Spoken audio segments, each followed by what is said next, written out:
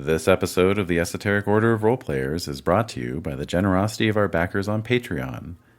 Go to patreon.com/esotericrp to find out how you can become a backer too.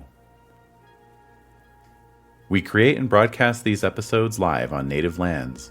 We acknowledge these are unceded lands, with diverse communities maintaining connections to these places, and recognize their ancestors, their elders both past and present, and future generations.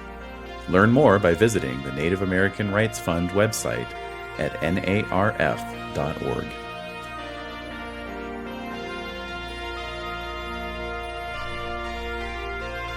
Space, the final frontier. These are the voyages of me, David Larkins, and I'm going where I've never gone before.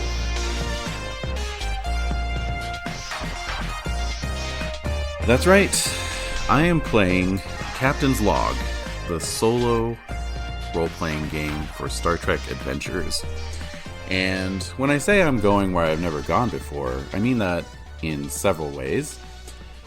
Obviously, this is a first for the Esoteric Order of Roleplayers podcast, in that we have never done a solo role-playing game experience on either our public feed or even on our Patreon bonus feed. Although over there, I have done some readings from the Lone Wolf game books with Kenny. But no, this is a true solo role-playing game, meaning it's just me, myself, and I. And I'll be using the Captain's Log system, which is really just a series of different tables intended to spark creativity and answer questions and throw in fun random elements as I craft a narrative spontaneously as I go. And I'm going to talk a little bit about process and where I'm at with that shortly. But I also mean that I'm going where I've never gone before, in the sense of this being part of my journey into Star Trek itself, into the franchise, the property, the fandom.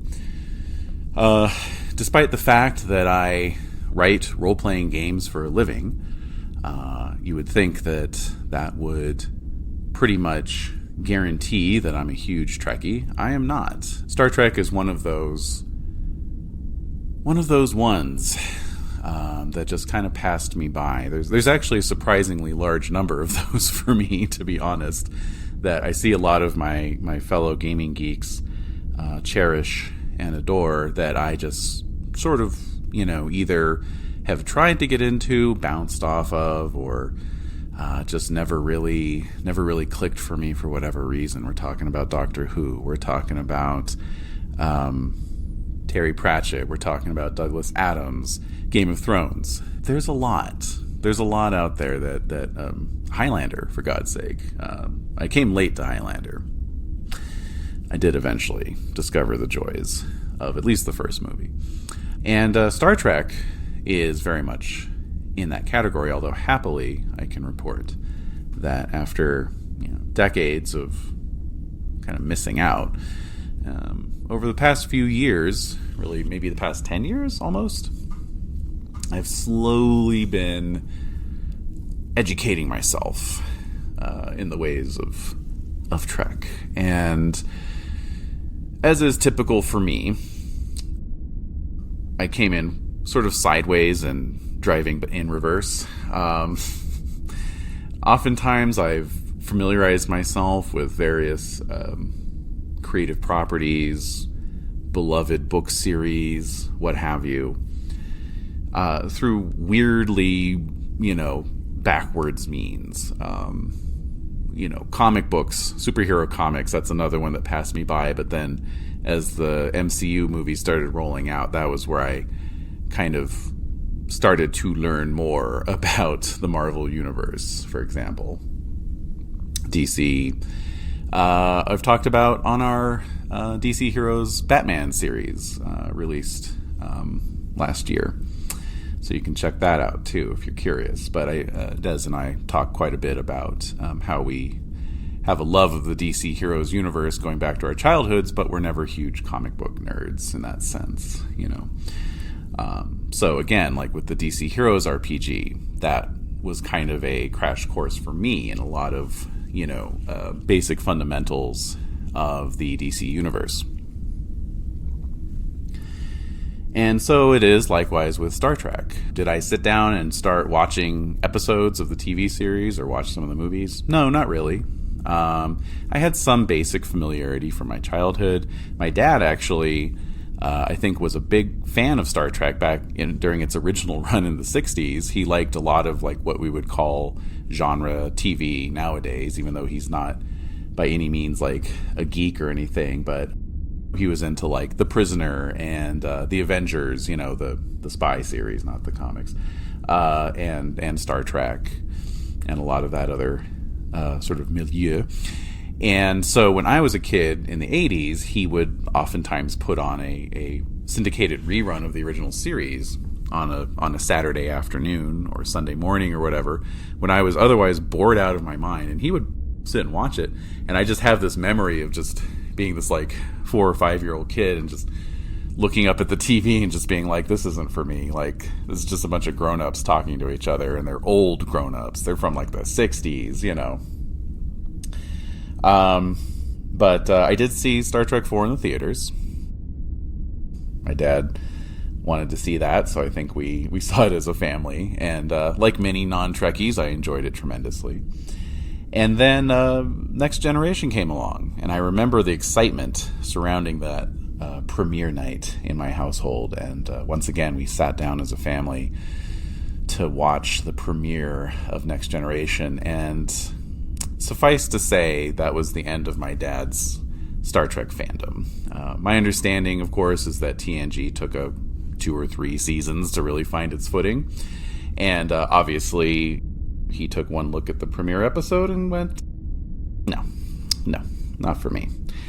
I do remember Tasha Yar dying, though, so I think we must have continued to watch it through season 1, but we definitely didn't watch it beyond that. And none of it really stuck with me, other than just the sort of pop culture zeitgeist stuff. But, you know, many years passed, and over that time I met many wonderful new friends who were huge Trekkies, or at least liked Star Trek and had more experience with it than I did. And these were people who, you know, they're my friends, so obviously I respect them not just as people, but we have similar tastes. You know, I respect their taste in entertainment.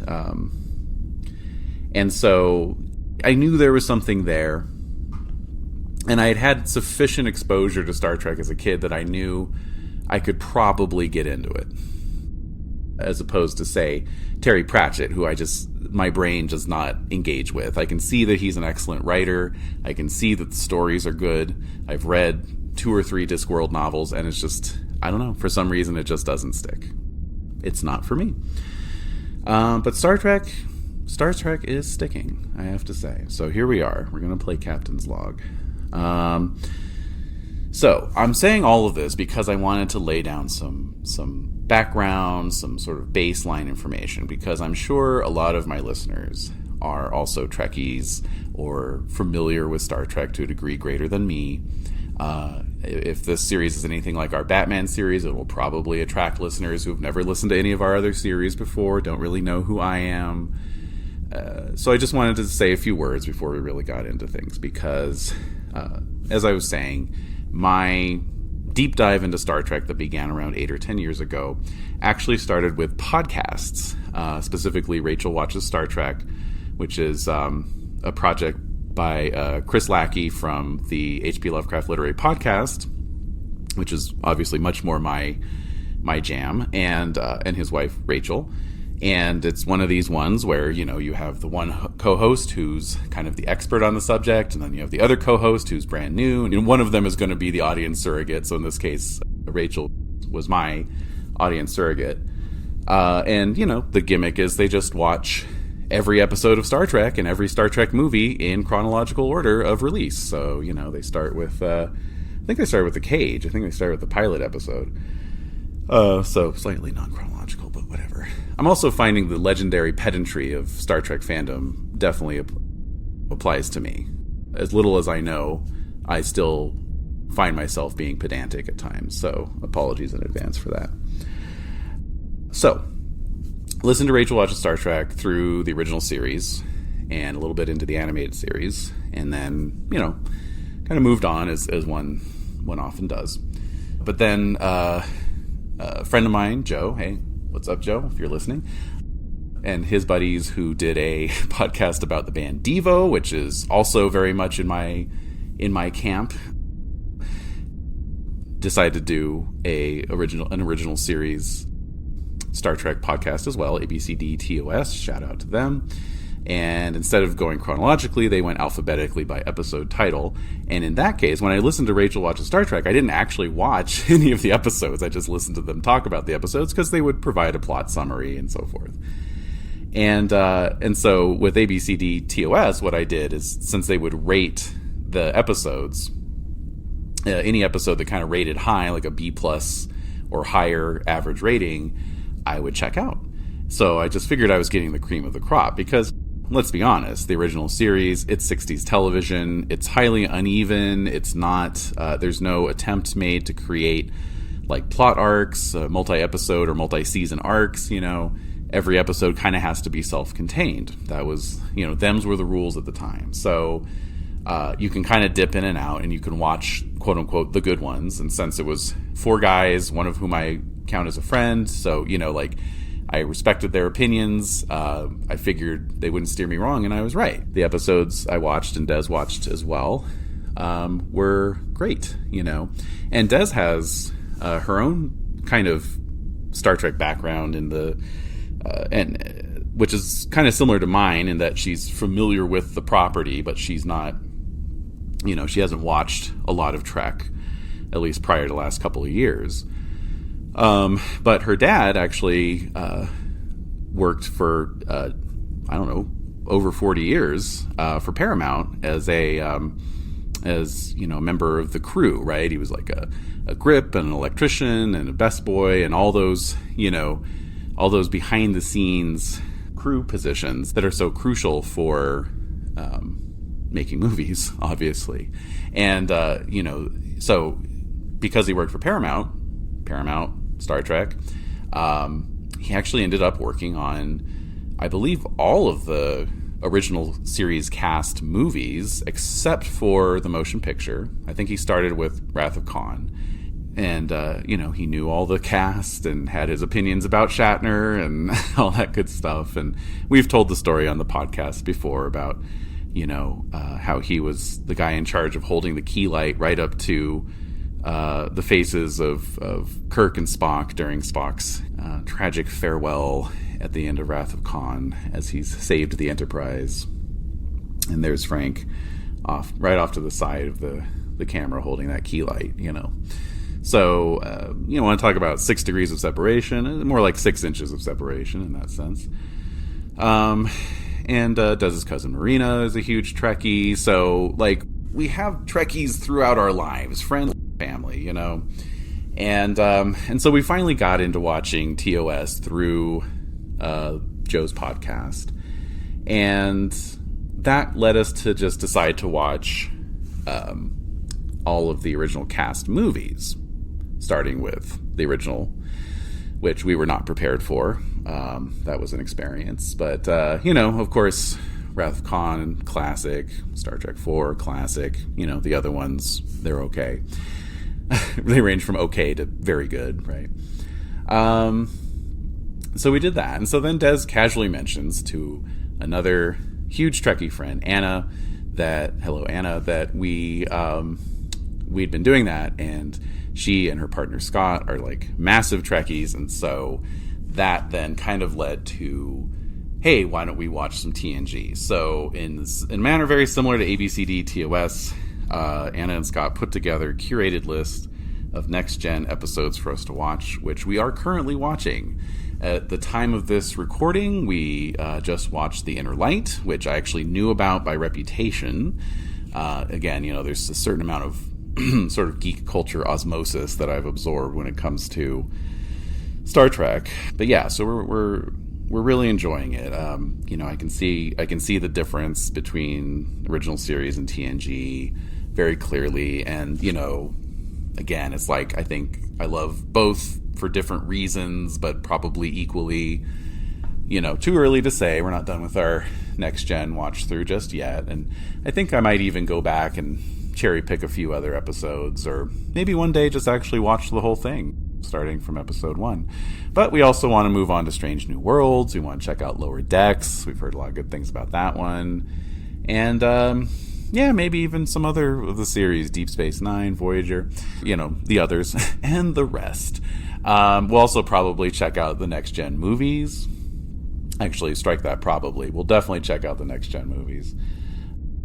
So if you're listening and you want to head on over to our Discord or leave a comment where this episode is posted, I'm all ears. If you want to recommend any particular favorite series or episodes or whatever, I am on a journey. Like I said, this is a learning experience for me, and I'm finding it out as I go along. So, as you may have guessed, this is a warning up front that my Star Trek will vary.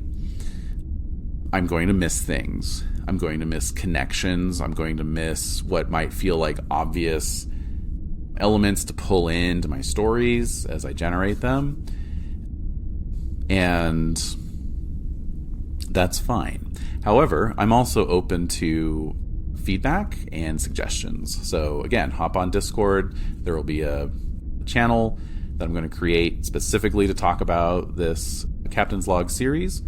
And, if there's some element that I'm missing out on that I could work into future episodes, please let me know. One thing I want to do with this series is make it a little bit more immediate than what we've been doing for the past few years on the podcast, which is generally recording most, if not all, of the episodes in advance before I start releasing them, just because we had a few experiences, we'll just say, back in 2019, 2020 with campaigns that would get underway and then be derailed by real life because things have been like things have been.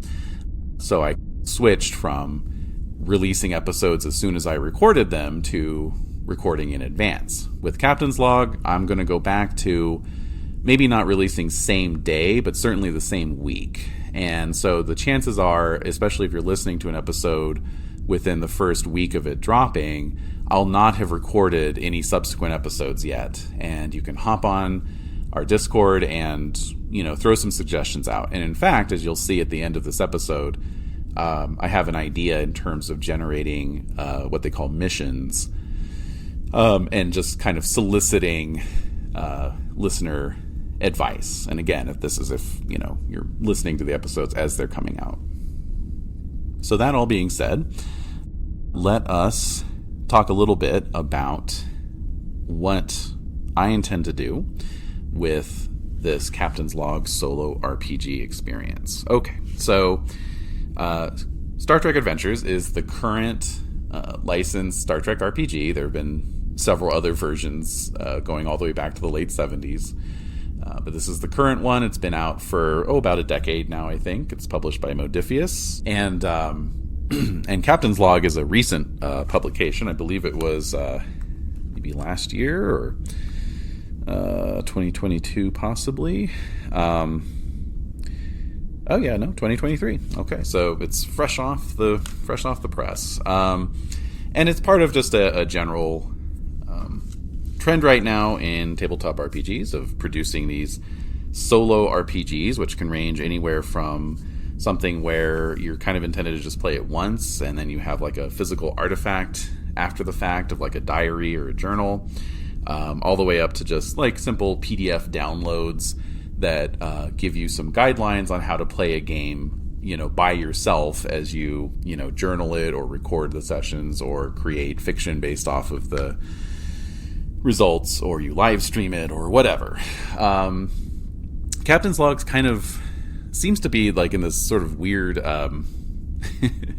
middle ground, because what it is it's essentially its own rule book. It's over 300. It's about 320 pages or thereabouts. And so it has everything you need to play. You don't need to own Star Trek Adventures to play it. And in fact, what it is it's a sort of streamlined version of Star Trek Adventures. So if you've played Star Trek Adventures before, the system will be familiar to you, but it's also like really trimmed down. It's like kind of a basic version of the system. I own Star Trek Adventures. I have the book on my shelf. I have not played it personally. At this point, I've just listened to some live plays or some actual plays. So, that being said, the book talks about how you can use the rules to play a solo game like I'm doing. You can also use the rules to play what they call, I believe, cooperative play. And that's basically you have a group of friends around the table or online or whatever, like you would with a typical RPG, but you don't have a GM. You don't have anyone to run the game for you. You use the engine in this book to kind of generate all the stuff that a GM would normally throw at you, but you're all playing characters, which, sounds fun. And then there's even guided play, which is essentially a traditional RPG format. You have somebody who's essentially running the game, but they're the ones who are kind of making the dice rolls and interpreting things, and then, reporting those interpretations to the players, and then you get that, Socratic dialogue going back and forth. So, obviously I'm doing the solo play, and we're just going to see where that goes. Within the concept of solo play, you then have different ways of doing it. They even talk about how you could just have the book close at hand and a couple dice and kind of just play out a scene or an act, while you're, waiting on your next meeting or appointment, or waiting for your food to arrive or whatever. You don't even need to like journal or do any of that kind of stuff if you don't want to. It can just be a story you're making up in your head as you go along. But the intention really is that you're going to be jotting things down. You're going to be creating this sort of recorded story as you go. And, that could be something like what I'm doing, where I'm recording the results as I go along and taking notes at the same time. It could be something where I have a notebook, or I have my, laptop open in front of me, and I'm jotting things down as I go, and then I come back later and I synthesize all that and I create a narrative. Like essentially I write some fanfic based off of my results of my rolls and notes and everything. So like I say, this is new. This is a new format for me, and it does feel a little odd to just be talking nonstop into a microphone. I'll be honest. I'm a little, self-conscious about going on too long. I'm aware of the time even now. And, so I don't want to bore you, dear listener. And so I'm thinking about the best way to approach this in terms of format. So I've watched some actual plays on YouTube of people playing Captain's Log, and everyone does seem to have kind of a different approach. Some folks will be rolling the dice and generating results, and then they'll pause periodically and they'll sort of describe the scene as if they're either storyboarding it. Like they might even, one guy would tend to describe things like in like cinematic context. He's, like our opening establishing shot, we can see in the foreground the captain is standing on a balcony looking down at a huge crowd, like as if they're dictating a screenplay or something, right? Which, makes sense. Star Trek, as much as there's been novels and comics and fanfic and all these other things, it's primarily a visual medium. It's primarily associated with TV and movies. So I might copy that style. We'll see. Other folks, they primarily are just recording their process, and then like one person, in fact, the lead developer of Captain's Log, has an actual play, and he basically just, his live streams are basically him just like rolling the dice, jotting down results, and then he goes off and he writes it up as fanfic, and then there's like a link so that you can go read his narrative. I don't want to do that. I want this to be fairly self-contained. That being said, another approach I'm contemplating is maybe just kind of doing the roles, talking about the roles as I go along, jotting down notes. It's not just going to be the sound of dice rolling and me muttering to myself and a pencil, scratching across paper. I will be talking through my process and thinking out loud and so forth. But then, rather than interspersing that with narrative descriptions, I'm thinking I might try, at the end of that process, to go back and look at my notes and just sort of extemporaneously tell a story based on my notes. So you'll probably hear me trying out different formats as I go along. I imagine I'll probably just settle into a natural approach that feels good to me. But again, I'm open for feedback. If there's an approach that you would prefer to hear, or that if I'm experimenting with different styles and you like a particular style, or, episode 3 was great, I really liked how you did blah, blah, please let me know. I mean, again, the whole point of this series is to kind of create a little feedback loop, little dialogue between me and you, the listener. So without further ado, let's take a quick break, and then we're going to jump into creating a character. Because what I intend to do in this first session 0, if you will, is talk a little bit about myself. Did that. We're going to make our character. Then we're going to make the starship, and I'm going to talk a little bit at that point about when I'm setting this story. And then I'm going to generate the first mission by rolling some dice, and we're just going to leave it off there for feedback and suggestions. All right, we'll be back in a moment.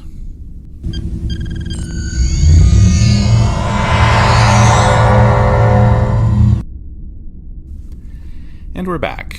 All right, so first things first, before I even get into this, true confessions. This is actually the second character that I am making for Captain's Log. I actually recorded an entire Session 0 episode already, and I have scrapped it. And I scrapped it because I didn't like the character that I made for the purposes of this podcast, just to be clear. I actually really like the character I made, and I think if I were to play in a cooperative Captain's Log game, or even a Star Trek Adventures group game, I would take that character concept and probably use that as my character.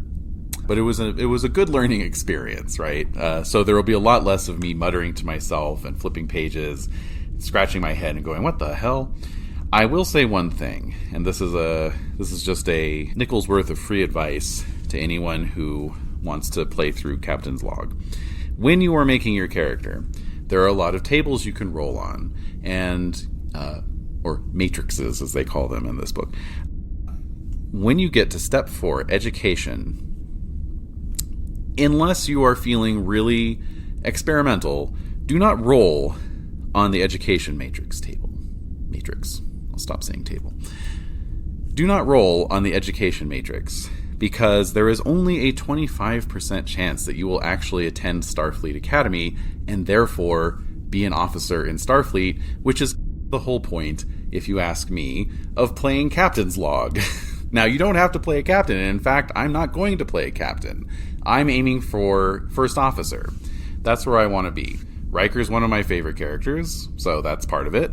But also, I just think a first officer, for someone of my less than perfect Star Trek knowledge, is a good place to be. You know, there's a captain who's more experienced and knows more about the galaxy, but here I am, the first officer, or maybe some other senior officer on the crew. We'll see how that pans out. I'm open to some variety there. But one thing I wasn't going to do was have my first Captain's Log experience be centered on a Maquis freedom fighter going up against the Cardassians. That's just... no, it's too out there. I didn't even know who the Maquis were when I made this character. I only found that out doing some research afterwards and thinking long and hard about whether I wanted to go forward with this character. So I'm sort of delighted that this book can, lead you in that direction if you let it. But again, if you want to just have that classic Captain's Log experience, just go with Starfleet Academy for your education. Don't roll on the Matrix. All right. So that being said, let's get into it. So there are two ways to make a character in Captain's Log. There's the life path, and there's creation and play. And creation and play is tempting, and that's basically like you just kind of establish a few baseline values about this character. I shouldn't say values because that's an actual game term. Some baseline facts about your character, just enough to get going, enough to be going on with. And then the rest you kind of generate in play. So like maybe you don't know certain facets of this character until they're tested, right? And that's really actually how we get to know characters on TV series, primarily.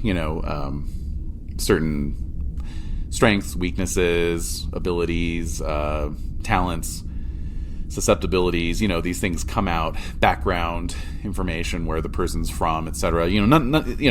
No TV series is going to dump all that on your lap in episode 1. But this isn't a TV series, it's a role-playing game, so I am going to dump all that on your lap in episode 1. Because, I just kind of want to go through the life path system here and see where it leads us. So,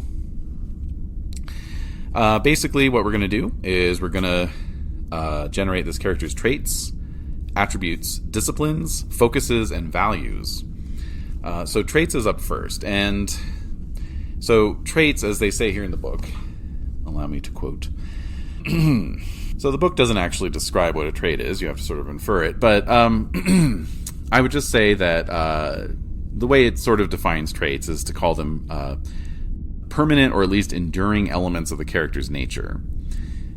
And so every character has at least one trait, which is their species. So I'm playing a human. And again, this is, due to my relative lack of experience.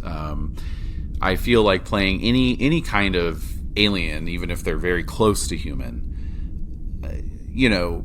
at that point I'd be sort of trying to embody the experience of being that alien species in addition to everything else.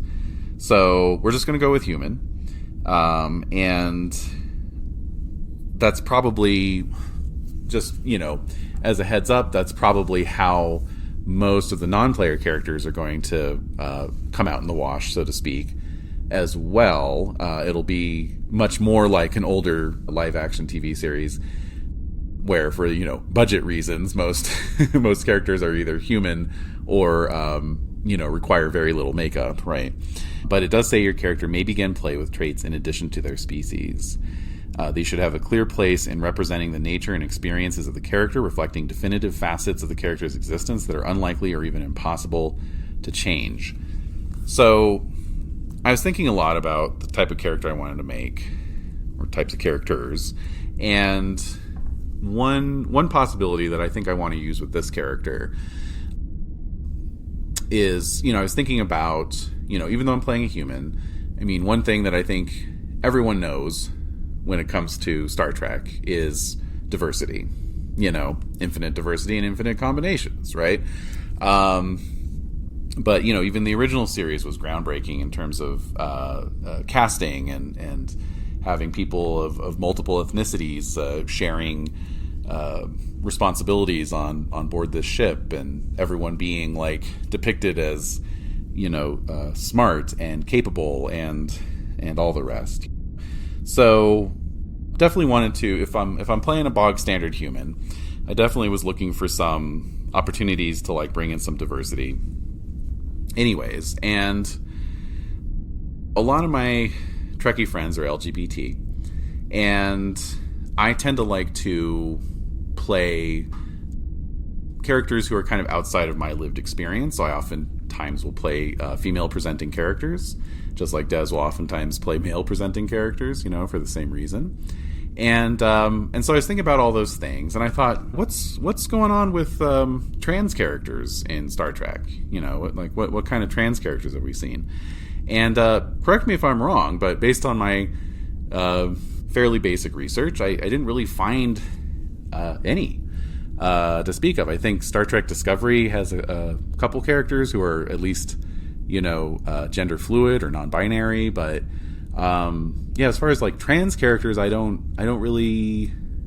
think there's been a whole lot in the lore about that, to the extent that I couldn't even find anything about what happens with gender confirmation surgery in the Star Trek universe or any of that kind of stuff. I'm sure there have been plenty of trans characters in fanfic. I mean, I'm not pretending I'm the first by any means. So I'm going to put that down as a trait, trans. And female presenting, right? So she, her pronouns. Okay. So we're going to move on to attributes here. So there are 6 attributes. And the way that this works, this goes for Star Trek Adventures as well as Captain's Log, is we have attributes and we have disciplines. There's 6 of each. And the way the system works is to do any kind of task, you just combine the value of one attribute with the value of one discipline, and you roll 2 20-sided dice, and you're looking for at least one of those dice to be equal to or less than that combined value.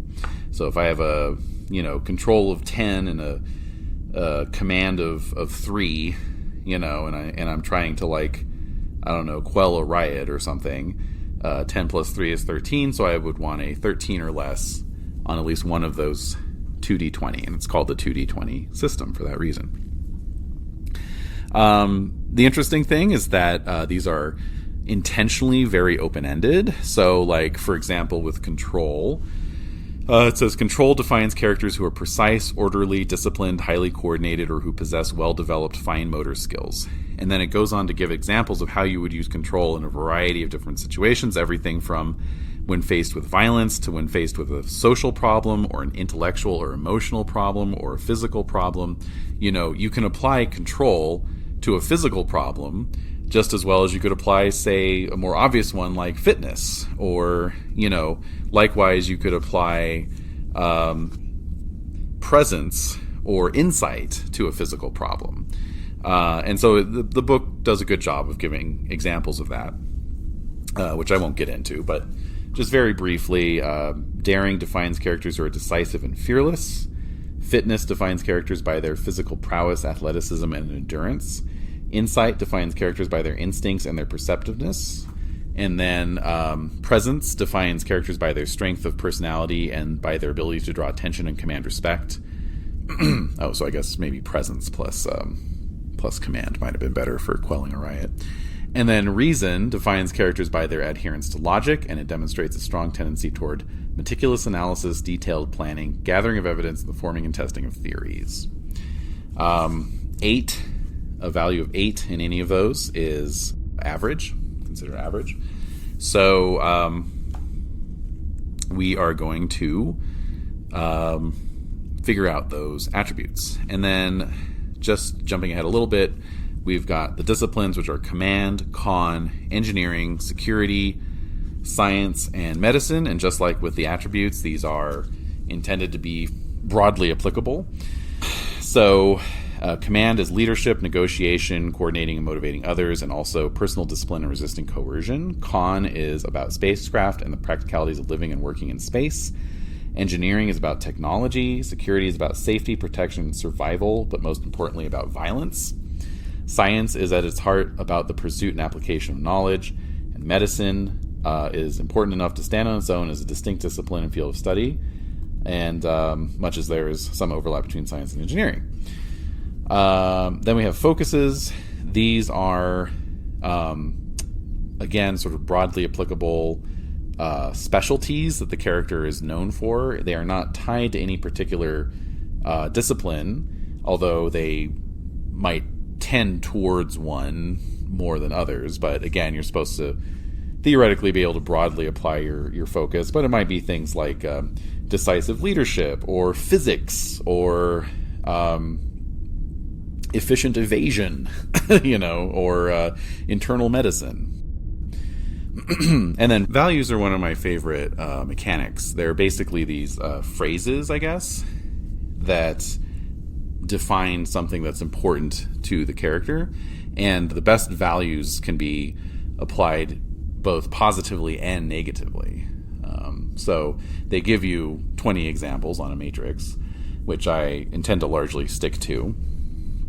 Although I've got a couple pre-selected just because I like them. But the idea is that you can tap a character's value in an appropriate situation to kind of give you a mechanical leg up. But once you do, you actually have to erase that value. You've spent it, and then you have to generate a new value right then and there, perhaps based on like what's going on in that moment, or maybe just some other facet of the character's personality that's going to, you know, come to the fore at some point in the future. And I just think that's so cool.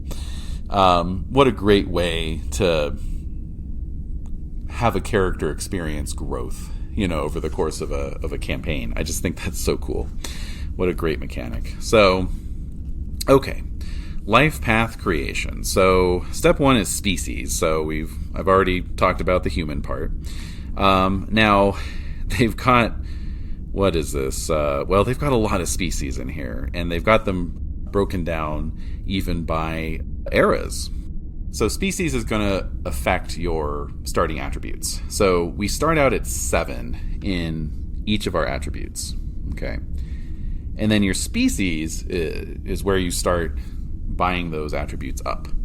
Now, every species except for human has a rote set of bonuses that's going to give you a +1 to 3 different attributes. So like an Andorian, for example, gets a +1 control, +1 daring, +1 presence, right? Whereas a Kazinti gets a +1 daring, +1 fitness, +1 control. Humans are the only species where I can take 3 +1s and apply them wherever I want. So we're going to start with daring, because that's a fun one. I want to have a daring and sort of act first, consequences later kind of character. That's just the type of character I like to play in general. And again, first officer, kind of channeling Riker a little bit, you know. So that being said, I think we're going to do presence +1 as well. And for the last one, I think fitness. Let's go fitness. Okay. All right. So that's easy. Step 1 complete. I should also mention there's rules for characters who are mixed heritage, and again, we're going to try and keep it as straightforward and simple as possible for the purposes of backstory, you know. So, speaking of which, step 2 is environment. So, regardless of their species, Starfleet officers come from many environments across many worlds. While many humans are born on Earth, many more were born on a colonized world elsewhere in the galaxy, on a starbase or starship. All right, so in choosing your character's environment, you'll start from either its setting, such as a homeworld or colony, or its conditions, such as a utopian paradise or world at war. Each offers different storytelling prompts. Both provide the same type of benefits to your character sheet. All right, so with my first character, the character I'm not using for this series, I went with conditions. So I think just to kind of vary things up, we'll go with settings this time. And I roll a 10. Isolated colony. Interesting. All right. So, your character comes from a colony isolated from broader galactic society. Worlds like the Vulcan monastery on P'Jem use the vast distances between star systems as an opportunity for contemplative isolation, while others are settled because they present unique research opportunities. The cultures of these colonies tend to focus on learning and introspection. Interesting. So if I'm going for a character who's much more in the camp of like decisive action, then I could definitely see this character chafing at their home environment, right, as they were growing up. Your character gains a value which reflects the environment and culture the character was raised within. This is a good opportunity to consider how the character grew up isolated from the rest of the wider galaxy, and therefore how they view alien species or even their own. I then choose either reason or insight, increase that attribute by 1, and choose one of engineering, science, or medicine, and increase that discipline by 1. Okay. And if I remember correctly, the disciplines all start at 1 here. Let me just go back and double check on that. Yes, disciplines all start at 1. Okay. Character gains a value which reflects their environment. All right. So in this case, though, I'm going to go with with one of my pre-selected values, which is seeking to find myself far from home. I think that fits perfectly. But it also does reflect growing up on an isolated colony, right? Because that's in fact that might have been what drew my parents to that location to begin with, is that they were also seeking themselves far from home. So I don't know yet about what kind of isolated colony this was. Was it a research station? Was it some kind of commune kind of situation where like the settlers were just trying to get away from the rest of society and just have their own little utopian paradise? I don't know yet, but I think I'm going to go with insight as my +1. So I'll make that an 8. And then for my discipline, let's go with engineering. Just because I think if you're on an isolated colony, you need to learn how to, fix things that are breaking down. The next supply ship might not be coming in for another 6 months or something, we got to get this moisture evaporator up and running. Oh, no, wait, that's Tatooine. Never mind. I'm kidding. All right, so that is environment. All right.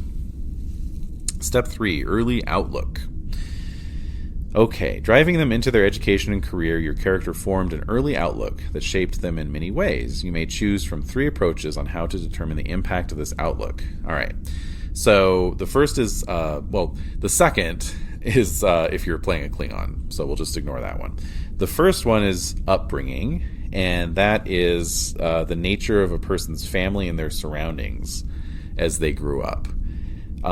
The third one is an aspiration. What did you want to do originally? Ooh, this is tough because I went with aspiration last time and it was actually pretty cool the way it worked out. But again, in the spirit of kind of trying something new, I think I'll go with upbringing.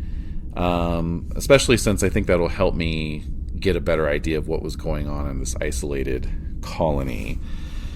We'll roll randomly for that, and just see what comes up there. And then once I've determined that, I then have to choose whether my character accepted or rebelled against this upbringing.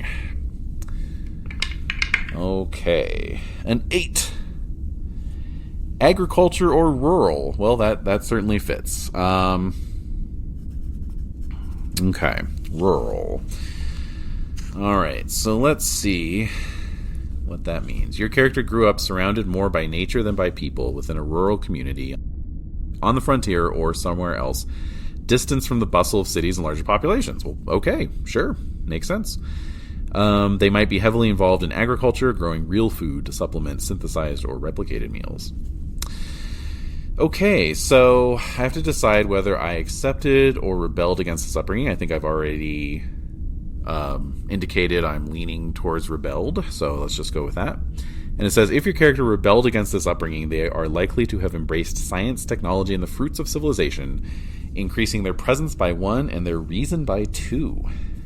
Okay, so that would make my presence and reason both a 9. Not bad. The maximum, by the way, is 12, and I can only have 1 12 to start with, so I'll have to keep an eye on these numbers. Okay, your character's living off the land, growing up on the edge of civilization, allows them to increase 1 of con, security, or medicine. Oh boy. Let's... it's between con and security for me. So I'll leave it up to a dice roll. 1 to 10 is con. 11 to 20 is security. 10. So con plus 1 it is. Okay. All right. And now we generate a focus. Your character gains a single focus that should relate to the character's rural lifestyle skills they learned there. Examples: animal handling, athletics, emergency medicine, endurance, ground vehicles, infectious diseases, navigation, survival training, and toxicology. So I could choose from any of those, or I can go back to the focus chapter here and choose one of the tables that they have.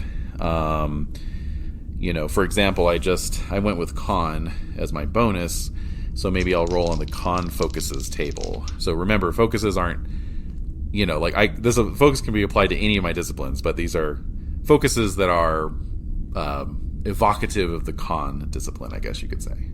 Con! I'm sure I'm the 8 millionth person to make that joke. All right. 34.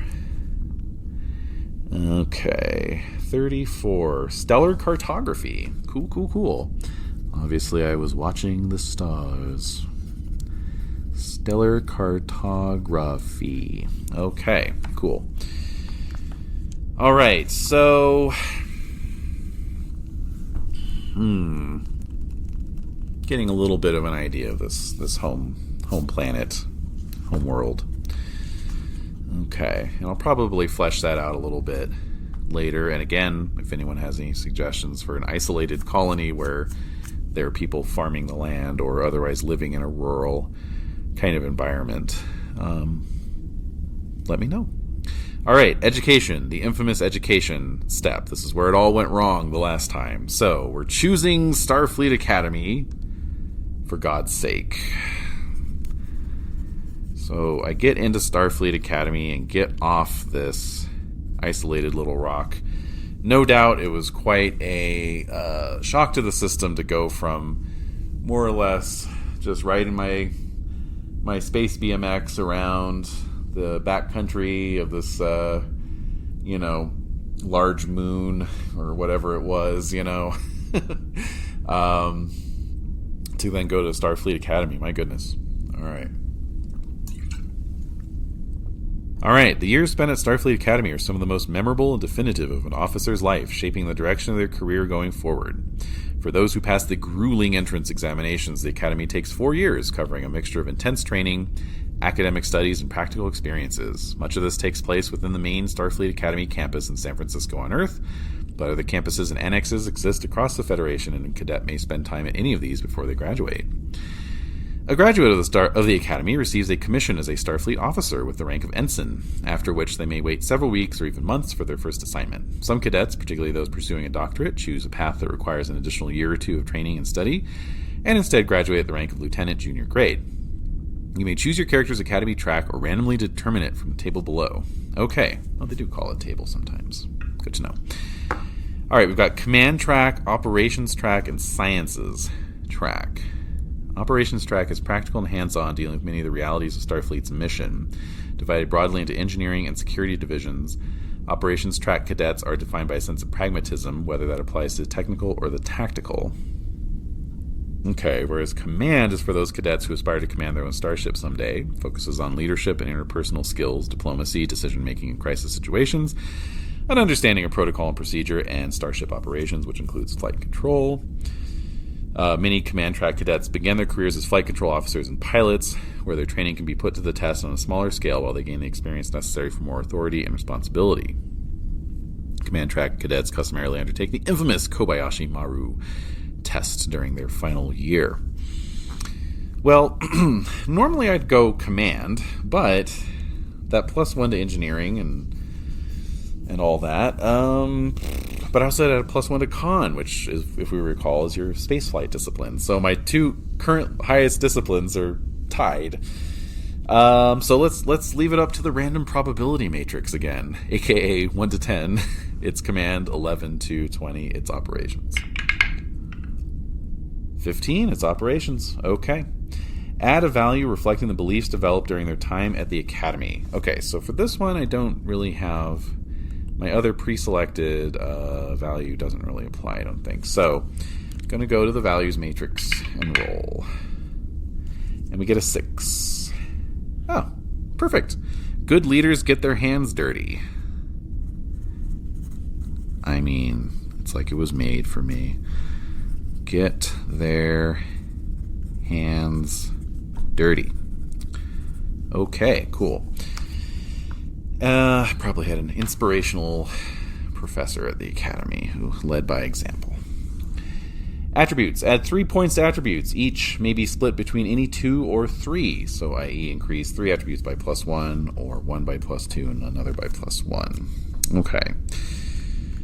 Okay, so currently control is my lowest, so got to start out by giving that a +1, make it an 8. Presence and reason are both 9. I'm feeling pretty good about those. So it's really down to whether I want to do a +2 to daring, fitness, or insight. Oh, screw it. Let's put a +2 in daring, make that a 10. Okay. Disciplines. Either increase security or engineering by +2, then select 2 other disciplines to increase by +1 each. You may not increase any discipline above 4 at this stage. Okay, so I'm going to increase security by +2, make that a 3. We'll make engineering a 3 as well. And then let's make science a 2. I'm aware that my command is still at a 1. Hopefully I can boost that up a little bit. Alright, and then focuses. Select 3 focuses, at least one of which should relate to your character's chosen track. Examples: computers, cybernetics, electroplasma power systems, espionage, hand phasers, okay, on and on. On and on it goes. Okay, so I liked the table rolling before, so I'm gonna roll on. They want 3 focuses. Okay, so I'm gonna roll on security, engineering, and con. No, I already did con. Security, engineering, and science. Okay, here goes security. That's an 18. Hand phasers. Hell yeah. Okay. Engineering.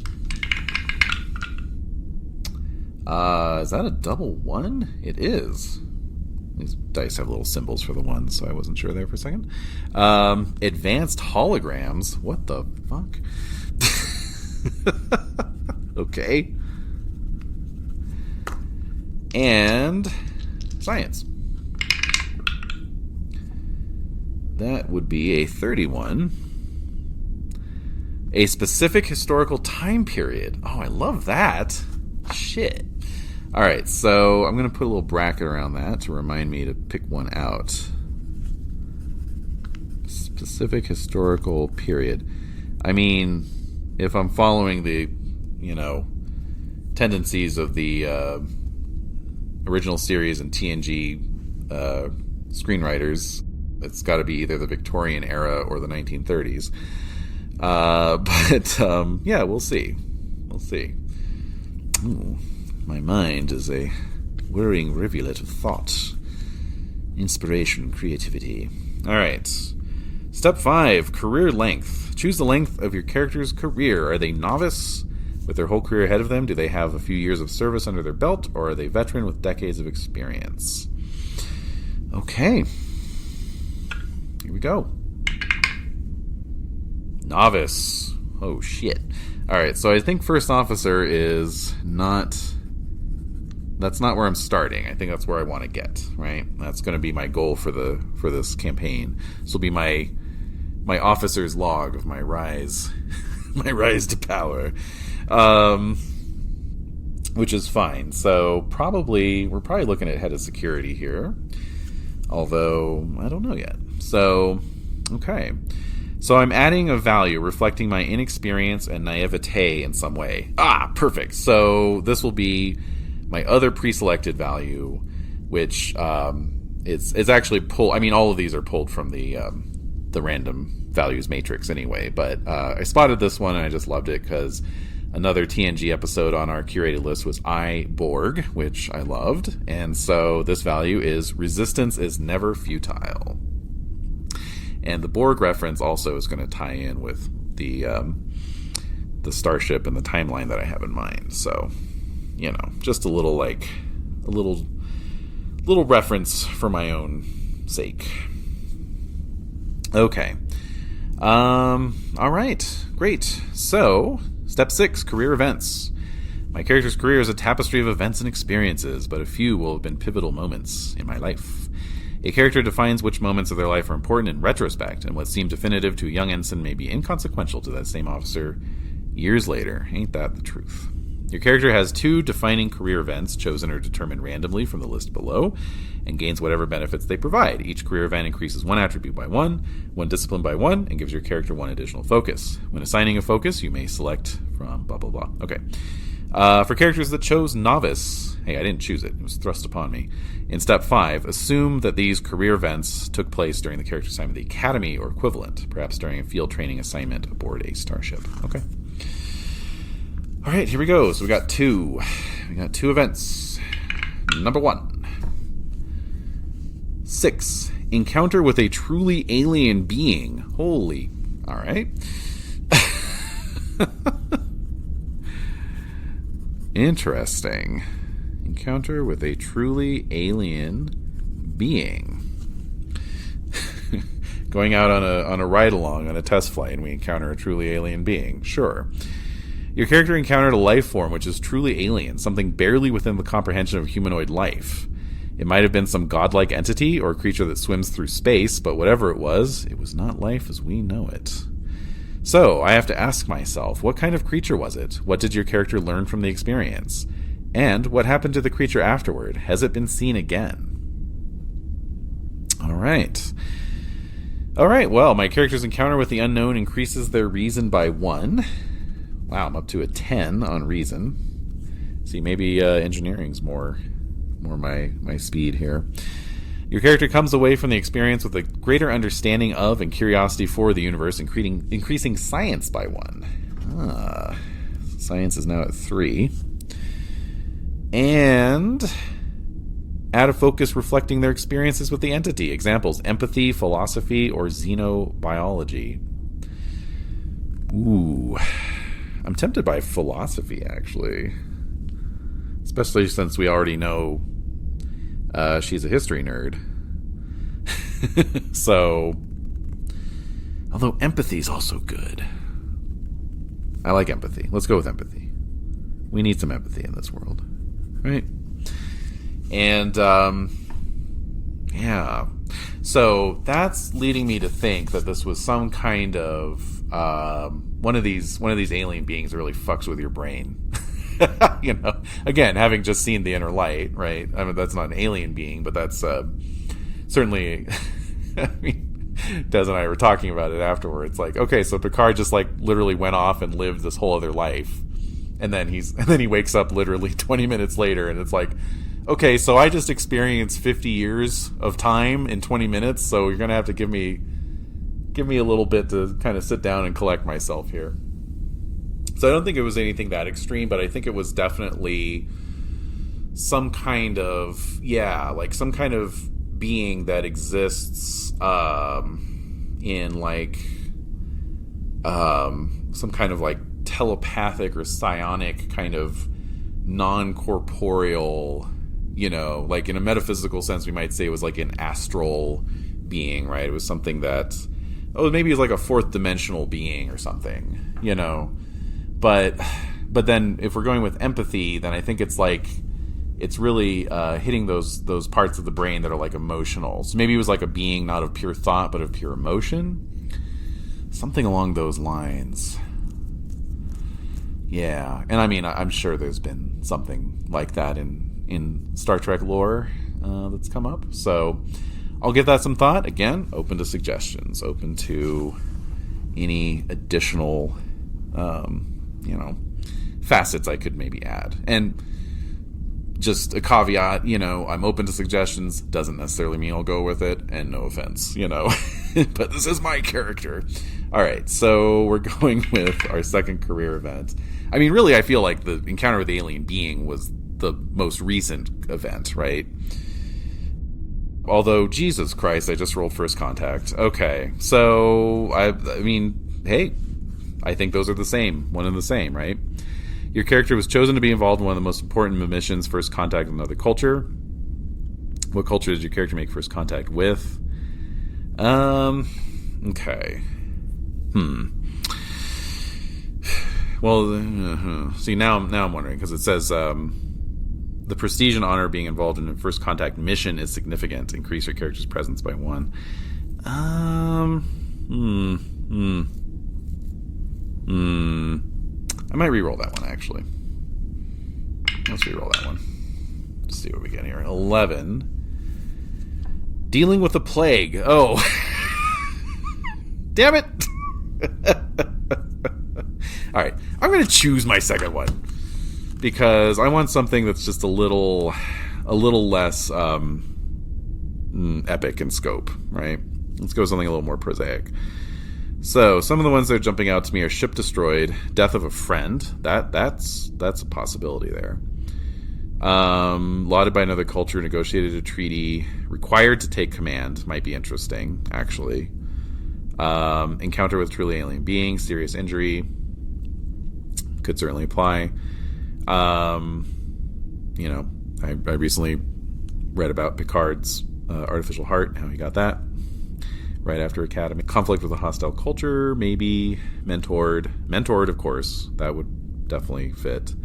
Transporter accident, ugh. Betrayed ideals for a superior, called out a superior. Both of those might be appropriate. New battle strategy, learned unique language.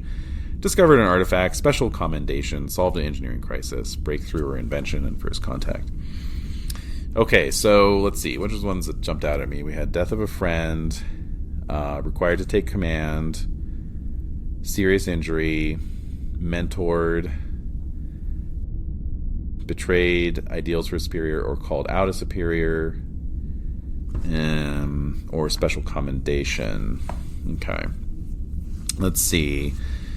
So how many is that? 1, 2, 3, 4, 5, 6, 7. 7 different possibilities. Okay. If it had been 6, I would have just rolled a d6. Can we cut one out? Let's cut out special commendation. There we go. Okay. All right. I'm going to randomize it. Let's see what we got. Okie dokie. Here we go. A 3. Serious injury. Oh no! Your character was seriously hurt and needed to spend a considerable amount of time recovering. What was happening when your character was injured? Who was responsible? What did the recovery entail? Did the character need a prosthesis or cybernetic implant afterward? Alright. So, I think that definitely happened at the Academy. It was some kind of training accident. And, who was responsible? That's a good question. Was it me? Was it another classmate? I like the idea of having like some bad blood, maybe with another classmate who caused the accident. So let's say it was an explosion, and so the recovery simply entailed. I don't think there was any like prosthesis or implants or anything like that. It was one of those deals where it was like, the injury was so serious that I could have died, but then, medical crew were able to get to me and then get me healing up within maybe hours or days at the most, right? Star Trek medicine being what it is. But it was one of those ones where it was like, well, until we got you to sick, it was touch and go. So it's more just kind of about like, I can't believe you almost killed me, you ass, kind of thing. All right. Your character's long, arduous recovery. Well, okay, fine. It was a long and arduous recovery. Okay, fine. Forced them to think about their health more, increasing fitness by 1. All right, I'm all for that. And disciplines. Being surrounded by doctors for a long time, increase your character's medicine by 1. Okay, gets that up to 2. Oh man, my command is still at a 1. And Add a focus reflecting the circumstances of your character's injury, something that helped them through recovery or something they took up after recovering. Examples: art, athletics, or philosophy. Oh, well, see, I could choose my philosophy now. Add a focus reflecting circumstances of your character's injury, something that helped them through recovery or something they took up after recovering. Oh, gosh. Athletics is tempting. That is tempting. Let's see. Just going to look at the focus matrix. Let's see here. Kinesiology.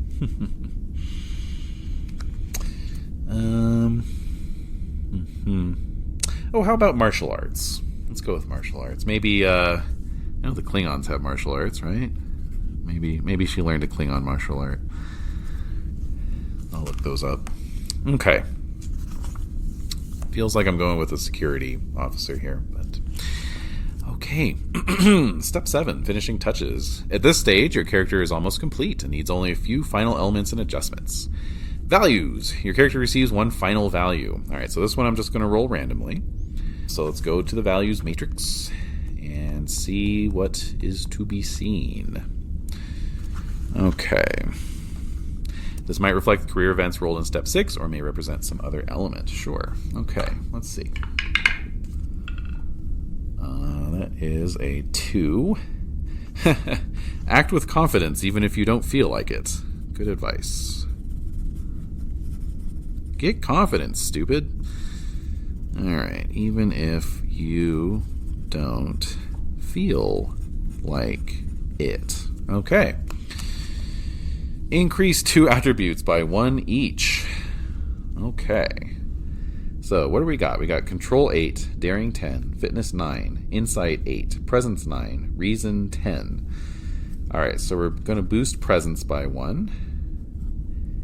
And let's do Control, make that a 9.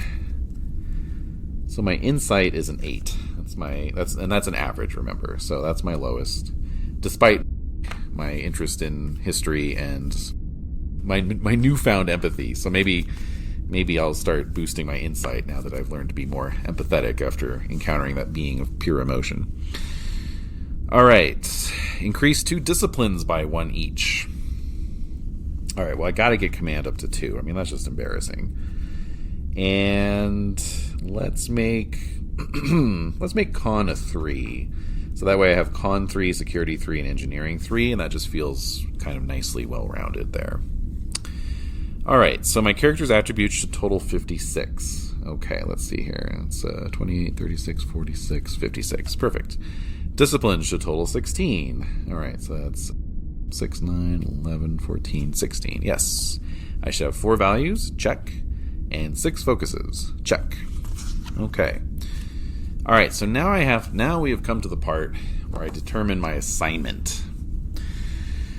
Okay, especially in the solo mode of play, your character's assignment will contribute significantly to the genre and focus of the stories you create around them. As the name of the game suggests, you might choose for your character to be a captain of a starship or starbase. You might also choose to portray one of the captain's senior officers, a group of personnel who make the important decisions about the ship and who aid the captain as department head, subject matter experts, and trusted advisors. You might choose to play another unique role, such as an admiral overseeing fleet actions, a civilian scientist embedded on a Starfleet vessel, a judge advocate general tackling tricky cases, or an administrator overseeing Starfleet Academy.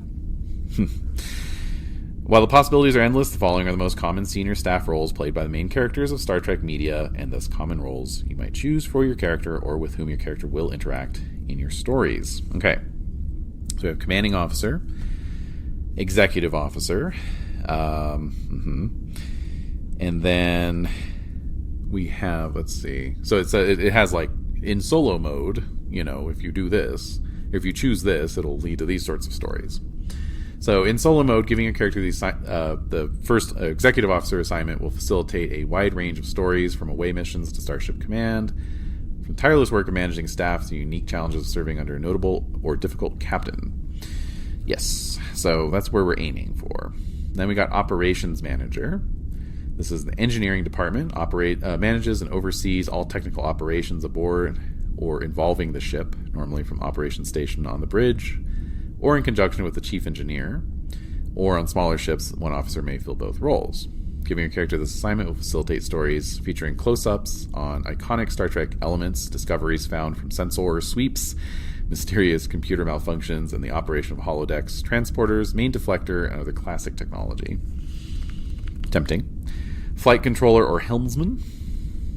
Not a typical senior staff role. Some captains, particularly those operating in uncharted space, choose the most senior helmsman or flight control officer to serve as senior staff as well.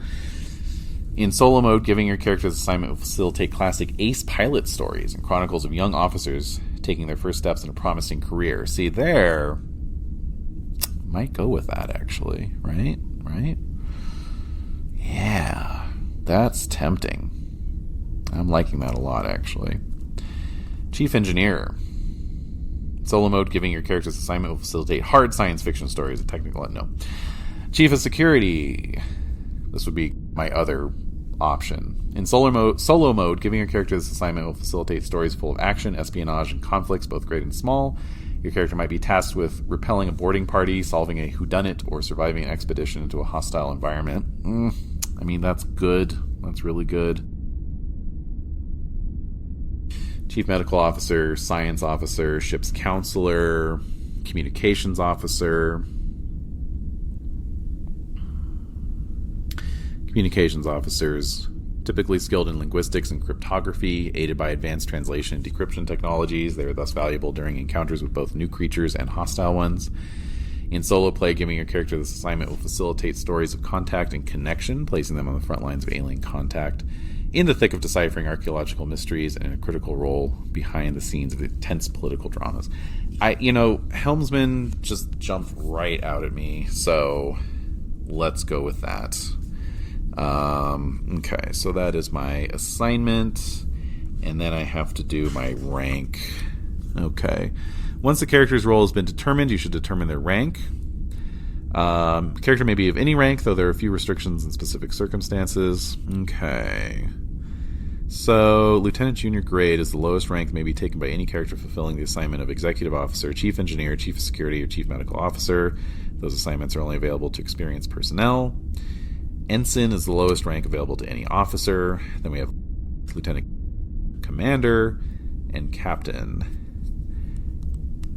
All right.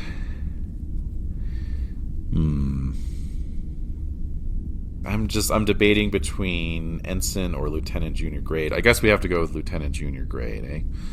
All right. Lieutenant Junior grade. Okay. And, my assignment is Helmsman. I also just want to give a shout out to the custom sheets that I'm using for this whole operation. This is the Star Trek Adventures Captain's Log zine. It's available on the site itch.io. It's from a creator calls themselves That Walsh Guy, and it's great. Obviously you can download sort of the official Captain's Log sheets from the Modifius website. I really like this this third-party thing, this zine, because, I don't know, I like the formatting. I like how it's set up for tracking not just your character, but also the events that you're generating. And it also has a complete Starship catalog to choose from. So when you're, if you want to print everything up, you would just, select the page that has the Starship that you're using and delete the other ones, So it's a really cool sheet. That being said, I don't see a spot on here for my assignment. So I'll just jot that down under rank here. And what did we call that? That was flight controller or helmsman. So we'll go with, helmsman. Okay. And then last of all is pronouns. And I see here in the text it says transgender individuals like Grey Tal. So I didn't mean to imply earlier on that there have never been any transgender characters in Star Trek, but also a quick check of the internet reveals that is a character from Star Trek Discovery. So obviously this is a more recent thing for the franchise as well. So that's all good. Okie dokie. that is our character. Oh, and of course we have a name. So there's another great site. It's called Donjon, and it has a ton of name generators on it. And in fact, it even has a Star Trek name generator. And so I went ahead and went through that and came up with a name that sounds a little Star Warsy, but I also like it. It is Wyn Cedino. So that's W-Y-N. Cedino is with a C, E-D-E-N-O. Wyn Cedino. So that is Lieutenant Junior Grade Wyn Cedino. Helmsman aboard. What ship? What ship am I on? It is the USS Kyushu. So I'll pause there as all you Star Trek nerds are searching your memory alphas. Why does that sound familiar to me? Well, I was thinking about what era I wanted to set this in, obviously. I knew I was going to center it somewhere around the TNG era. Just both as a little tip of the hat to my many friends who love TNG more than any other of the series, and also just because that's what I'm watching right now. Next Captain's Log outing, I'll do TOS, but or if I run Star Trek Adventures. But anyway, I was thinking about the specific time. I was looking at chronologies, timelines, etc., etc. I was looking at ship types, right? You know, because like that's the thing is like you have to kind of choose your era in order to know what kind of ship class you're going to be on. And so they it's sort of a dialogue. They inform each other. You know, you might think, oh, I really want to have my ship be this particular class, so that means ergo it has to be within this, you know, sort of range band of eras, you know. So I was even sort of paging through the Captain's Log zine, you know, because like I say, it has a page for every single different type of ship class, along with you know, a top down and a side view of the ship. And I mean, there's a lot of really cool designs, sexy designs, you know, to choose from, and the New Orleans class jumped out at me. So I was like, okay. So I go to the Memory Alpha wiki, pull that up. It's got some links, you know. Here are some examples, these class of ship, and you know they link out to those pages for those specific ships. And the top one was the USS Kyushu. I'm like, okay, I'll click on that, and it says the USS Kyushu is one of the ships that is destroyed at the Battle of Wolf 359, which is, of course, the sort of desperate last stand against the Borg as the Borg cube is approaching Earth, and the Enterprise shows up right after the battle, and there's all these like destroyed ships just floating in the dead of space, and they sort of reel off a list of several of them, including the Melbourne. Dun dun dun! Oh my God, Riker turned down a captaincy on board that ship. Aren't we glad he did? But the Kyushu is another one that gets mentioned in that line of dialogue, and that got me thinking. I love a good predestined, doomed scenario, you know. I wrote a whole ass book set in the 1920s Berlin, you know, like, yeah, so that kind of clinched it for me, and I thought, you know, why don't we have this taking place? Why don't we have this Captain's Log be exploring the backstory of the USS Kyushu prior to its destruction at the Battle of Wolf 359? So I've looked up a few things. There's the Memory Beta non-canon wiki that has a few more details on the Kyushu.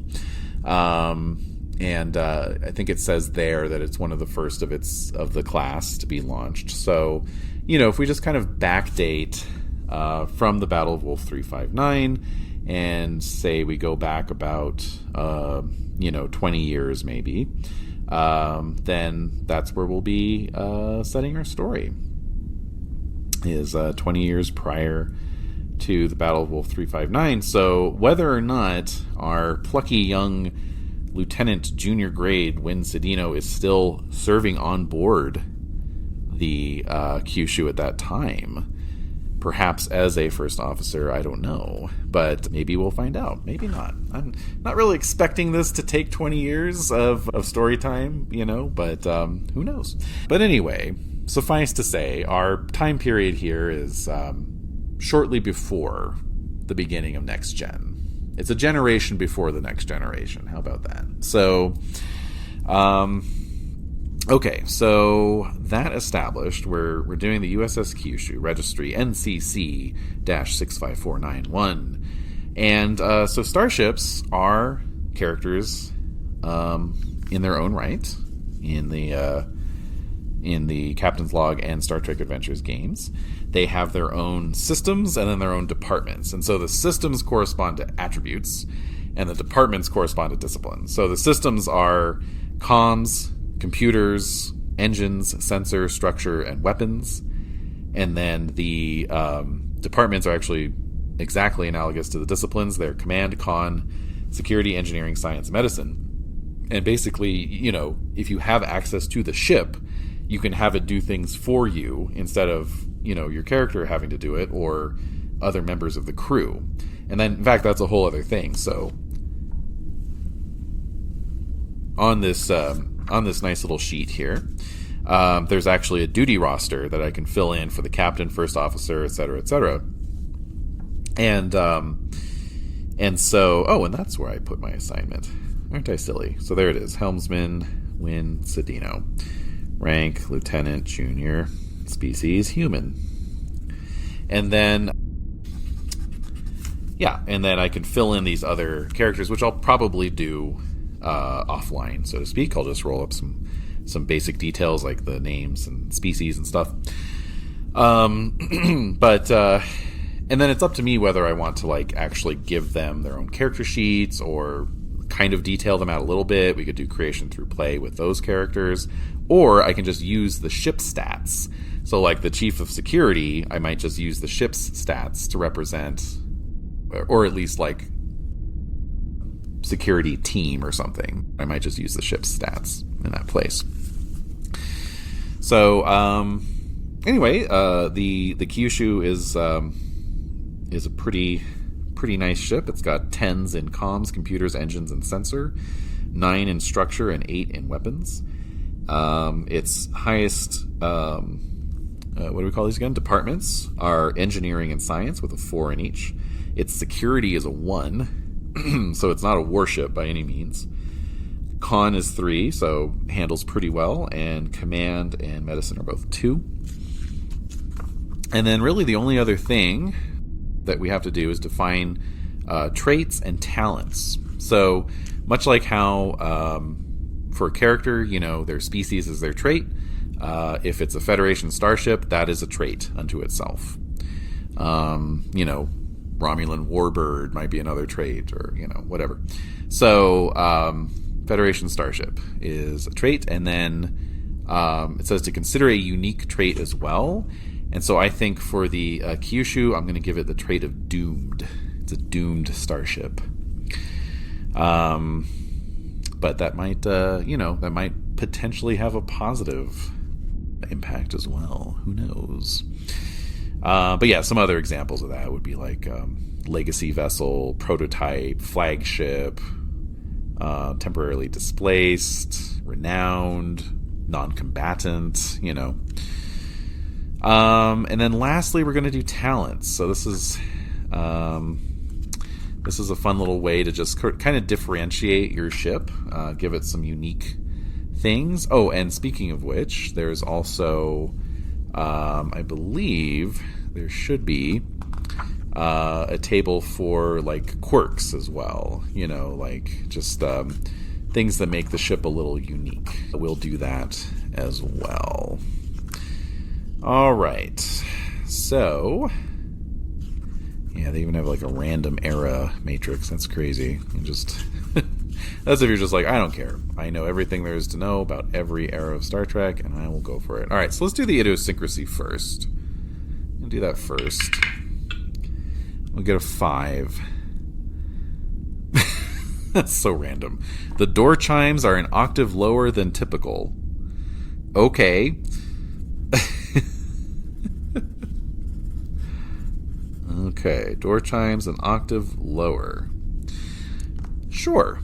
All right, now we're going to roll up talents. You get one. So The ship's scale, that's a sort of numeric value indicating like how much damage the ship can take, and I don't know, just its general size, crew, complement, everything else.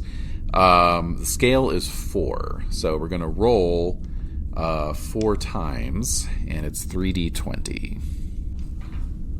Which seems a little mean, because it's the 2d20 system, but whatever. Alright, it's also mean, because I have to roll, tally up 3d20. Alright, so 16 plus 12 is 28, so that's 32. High-resolution sensors.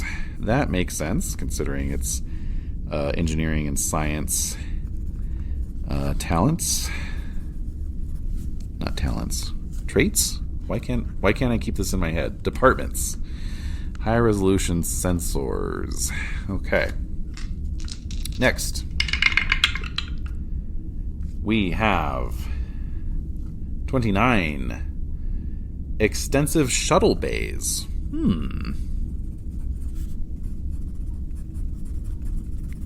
Okay, that's cool. What does that mean? Vessels' shuttle bays are large, well-supplied, and able to support a larger number of active shuttle missions simultaneously. I think that also fits pretty well. Next up, we have got 25, 38. Improved impulse drive. Okay, sure. That's cool. Let's see. Improved impulse drive. More powerful than on most ships, allowing the ship to accelerate much more quickly. Can scoot out of there real fast. Alright. Oh, and it says on the high-resolution sensors, the vessel sensors can gain large amounts of accurate data, though they are extremely sensitive. Oh, man. I'll keep that in mind for complications. And then 28. Emergency medical hologram. Well, considering that Wyn studied advanced holograms, I'm sure that is of some interest. The ship's 2370 or later. Never mind. We're not there yet. We're at about 2350, right? Okay, so instead, we've got 21 cloaking device. Iconic. Only on non-Federation vessels. Boo. Boo. Alright, we're rolling again. Alright, that is a 16. Automated defenses. Alright. You're going to tell me I can't take that one either? Huh? 23rd century or later. That's fine. The ship's weapon systems can automatically lock onto a target and fire even if the crew is incapacitated or unavailable. Okay, cool. Alright, that is the USS Kyushu. Easy peasy. Alright, so the last thing we're going to do is generate our first mission. And the reason I'm doing that now, like I said, is just because these are going to be kind of open-ended, the way that you generate missions. And so, again, I'm open to suggestions. And, yeah. We'll just it'll give me some time to think, if nothing else. Even if no one pipes up, I'll still have time to think about how we want to approach this. Okay, so we're going to start by rolling on the mission type matrix. Roll on that specific type's matrix to determine more details about the mission you've been assigned. Roll an incident and theme combined to form inciting incident. Roll d20 to generate starting advantage or complication, depending on the result, starting advantage or starting complication. Add even more excitement to your inciting incident by rolling on the encounters matrix as needed to generate people, places, and things. Write your opening captain's log and launch your adventure. All right. So we're gonna do all this now, and so that way I'll have an opening captain's log. Well, I'm not going to generate the people, places, and things, but we'll do all the other stuff. That way I can have an opening captain's log for the next episode. All right, so we're going to start with mission type. And that is a 12. Planetary exploration. Classic. Okay. Sounds good. All right, so then we're going to go to the subtype, planetary exploration, and we get a 19. It's a trap! Ooh, all right. I mean, it just says trap here, but... All right. Okay, cool. Nice. And then... Okay, so then it says... roll an incident and theme and combine to form an inciting incident. Okay. So here goes the incident and the theme. Both are 6s. Okay. So the incident is destroy. Gravimetric distortion is the theme. Destroy gravimetric distortion. Ha! Okay. So right there, that's a great example of where I feel a little out of my depth, because I'm like, is the gravimetric distortion a thing, or is that just some Star Trek technobabble that's supposed to get my imagination going? I don't know. All right, now we're going to decide whether there's a starting advantage or complication. Even, odd. I got even, so there's a starting advantage, thankfully. Okay, and then... so we're going to roll the starting advantage. Federation assistance. Another starship is in range to render assistance with the task at hand. Cool.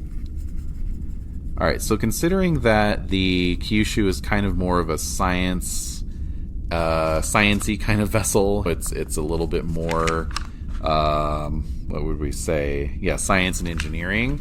Maybe this is like the Kyushu's been called in to destroy the distortion, but we're getting cover from, more of a kind of a warship or, sort of general purpose ship. I don't know. Would it be gauche to have the Enterprise present? Is the Enterprise even around in 2050? Is it the Enterprise C? Has that been destroyed yet? I don't know. See, there's these little like patches of lore that I have that I kind of like wash up on the shores of, All right, so we've rolled the starting advantage. Add even more excitement by rolling on the encounters matrix. Right. Okay, we're going to get really exciting here. All right, we're going to roll type of encounter. Abandoned places. I like that. We'll roll on the abandoned places matrix. Haunting figures appear and disappear randomly. Classic. All right. I could see that even happening on the bridge, maybe. And of course, that would have to have something to do with the gravimetric distortion, even though I don't know what that is. Okay, randomly. Hoo-hoo-hoo. All right. And then, as needed, generate people, places, and things you may encounter during this mission with various probability matrices. So, obviously, I have to generate the planet itself, the other ship, right? Probably some of the crew, at least. Okay. And I think that's probably it. All right. So I feel like I've actually got a fair grip on this. But again, like, anyone wants to throw out ideas, hell, if you want to throw out some suggestions for what the other ship is, if you have a favorite, I'm all ears. So we'll see where this all goes. I'm very intrigued. This is a great start. I love this setup, and let's not forget that this is a trap, right? That's the subcategory of planetary explorations, that we're dealing with a trap, and we're here to destroy gravimetric distortion. But we've got random figures appearing and disappearing randomly, and somehow this is going to turn out to be a trap. All right, well, until next time, keep watching the skies.